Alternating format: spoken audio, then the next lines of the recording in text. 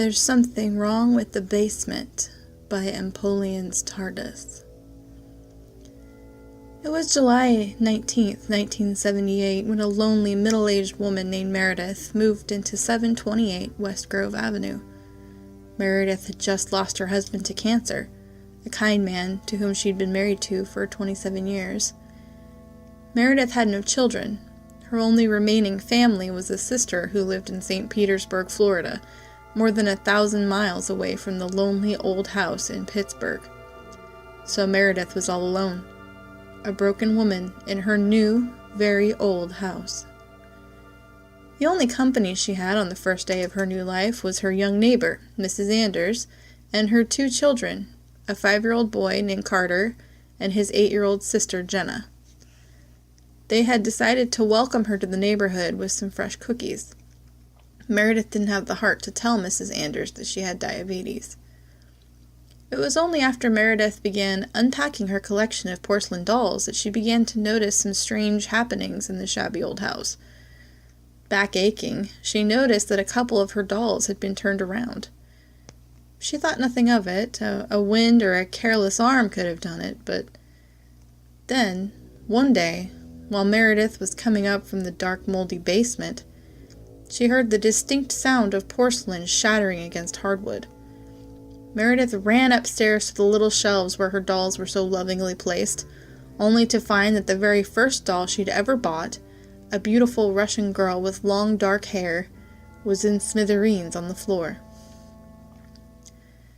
Meredith was more sad than scared.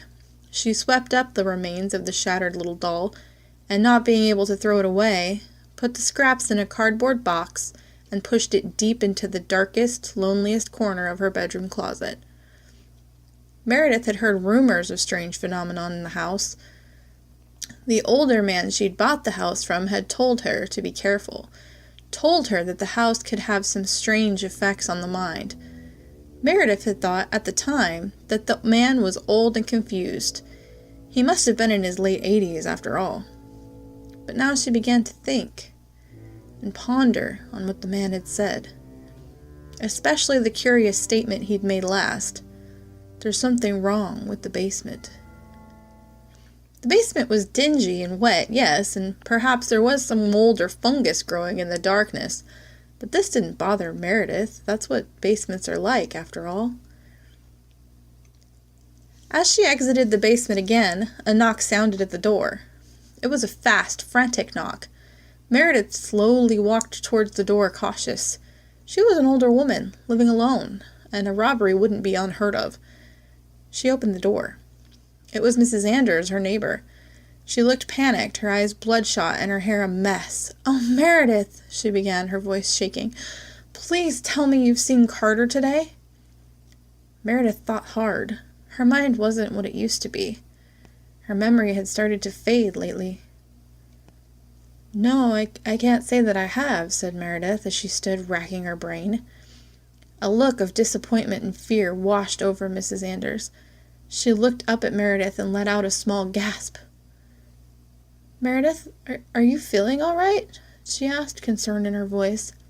To tell the truth, Meredith hadn't been feeling all right. The last few days she hadn't slept much. She was so tired and her joints were screaming.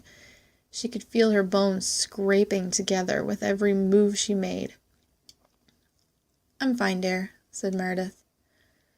Mrs. Anders left and went to the next house.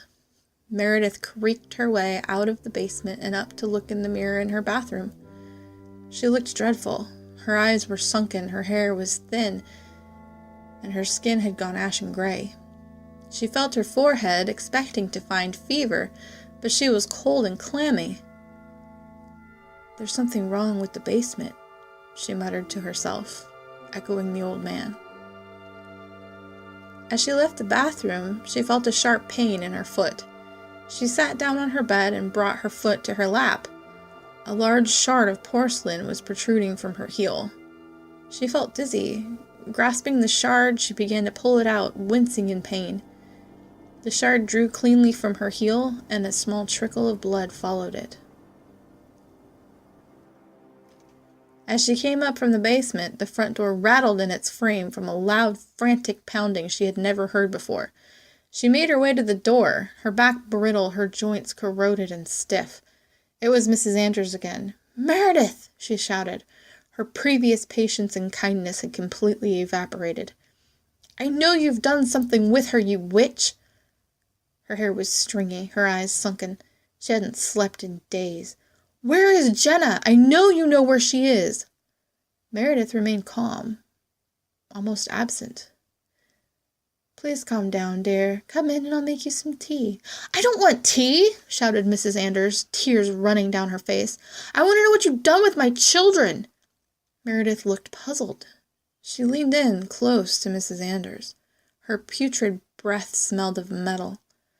In a harsh whisper she uttered, "There's something wrong with the basement." Mrs. Andrews shoved past Meredith, knocking her to the floor. She stormed through the decaying, decrepit house. Dust and mold was abundant. It stunk like a rotting animal. Mrs. Andrews approached the threshold of the basement. She opened the thin door separating the house from the rotting underbelly. She stood, staring down into the abyss, her legs shaking and her stomach turning. She already knew what she would find in the moldy darkness. Just as Mrs. Andrews' foot touched down on the first step, she felt a sharp push from behind. She tumbled down the stairs, bashing her head on the banister several times. Her head hit the wet concrete floor before she came to rest at the bottom. She held her hand up in front of her eyes and recognized blood in the dim light. Blood that wasn't hers. At the top of the stairs, she recognized the silhouette of Meredith. Speaking with the voices of 20 at once, she solemnly said, and shut the door. As Meredith walked up the stairs to her bedroom, her dolls, broken, battered, and dusty, littered the hallways. Her bedroom was close. She was so tired. She did what it had asked. She was sure she'd done what it had asked, but she couldn't seem to remember it. Not anymore. Maybe now it would grant her the peace of death. Maybe it would release her husband so they could be together. After. As Meredith lay in her bed, she felt a sharp pain in her chest. She smiled as her vision began to fade. "There's something wrong with the basement," she muttered, as she slowly and calmly faded away, her heart beating more erratically until it finally, slowly, stopped. And then she was free.